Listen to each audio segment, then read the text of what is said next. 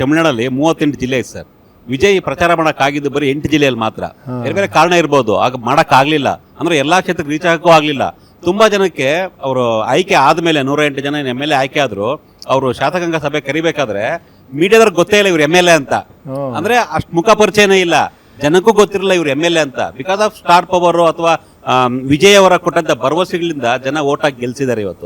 ಅಂದ್ರೆ ದುಡ್ಡೇ ಅನಿವಾರ್ಯ ಅಲ್ಲ ಅನ್ನೋದನ್ನ ಸಾಬೀತು ಮಾಡಿದ್ದಾರೆ. ಇಲ್ಲ ಒಂದು ನನಗೆ ಸಂತೋಷ ಅನಿಸ್ತಿರೋದು, ಅಟ್ಲೀಸ್ಟ್ ಒಂದು ಎಕ್ಸಾಂಪಲ್ ಕ್ರಿಯೇಟ್ ಆಯಿತು. ನಾನು ಹೇಳ್ತಾನೆ ಇದ್ದೆ, ಎಲ್ಲ ಕಡೆ ಓಡಾಡೋದು ಬೇಕಾಗಿಲ್ಲ, ಇವಾಗ ನಾನು ಇಲ್ಲಿ ಕೂತ್ಕೊಂಡು ಮಾಡ್ತಾರೆ ಲಕ್ಷಾಂತರ ಜನಕ್ಕೆ ತಲುಪುತ್ತೆ ಅಂದಾಗ ಮೀಡಿಯಾದಲ್ಲೇ ಕೂತ್ಕೊಂಡು ಹೇಳ್ತಿದ್ರು ಅದೆಲ್ಲ ಓಕೆ ಸರ್, ಆದರೂ ನೀವು ಜನರ ಹತ್ರ ಹೋಗಬೇಕು ಅಂತ. ಖಂಡಿತ ಜನರ ಹತ್ರ ಹೋಗಬಾರ್ದು ಅಂತಲ್ಲ, ಇಲ್ಲಿ ಹೋಗ್ಬೇಕು, ಹೌದು. ಹಂಗಂತ ಎಲ್ಲ ಕಡೆ ಹೋಗಿಲ್ಲ ನೋಡಿ. ಆದರೂ ಇದಾಗಿದೆ ಅಂದರೆ ಏನರ್ಥ?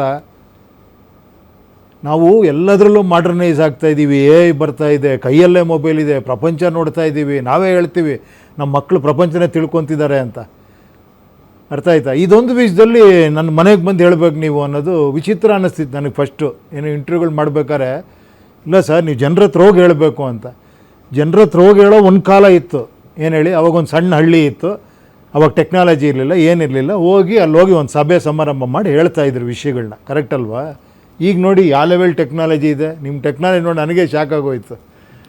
ಹಾಂ, ಡಿಜಿಟಲ್ ಯುಗ ಇಷ್ಟೆಲ್ಲ ಇರಬೇಕಾದ್ರೆ, ಕೈಯಲ್ಲೇ ಫೋನ್ಗಳಿರ್ಬೇಕಾದ್ರೆ ಖಂಡಿತ ಜೆನ್ಸಿ ಮನ್ಸು ಮಾಡ್ರೆ ಏನು ಬೇಕಾದ್ರೂ ಮಾಡ್ಬೋದು. ಅದ್ರದ್ದು ನಾನು ಫೈನಲ್ ವರ್ಷನ್ ಹೇಳ್ತಾ ಇದ್ದೀನಿ ಅಷ್ಟೇ.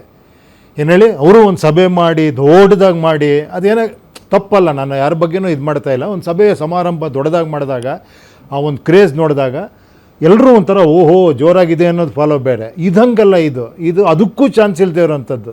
ಅಂದರೆ ನಾನು ಬಯಸೋದೇನೆಂದರೆ, ಯಾರೋ ಇವರೊಬ್ಬರು ಬಂದು ನಿಂತ್ಕೊಂಡ್ರು ಅಂದ್ಕೊಳ್ಳಿ ಎಲೆಕ್ಷನ್, ಇವ್ರ ಹತ್ರ ವಿಚಾರ ಇದೆ ಅಂದರೆ ಇವರು ಏನೋ ಕೆಲಸ ಸಿಗೋ ಥರ ಆಗಬೇಕು. ಗೆಲ್ಲೋದಲ್ಲ ಅದು, ಇವ್ರಿಗೊಂದು ಕೆಲಸ ಸಿಗಬೇಕು, ನಿಮ್ಗೊಂದು ಕೆಲಸ ಸಿಗಬೇಕು, ಆ ಥರ ಒಂದು ಪರಿಸ್ಥಿತಿ ಬರಬೇಕು ಅನ್ನೋ ಆಸೆ ಅಷ್ಟೇ.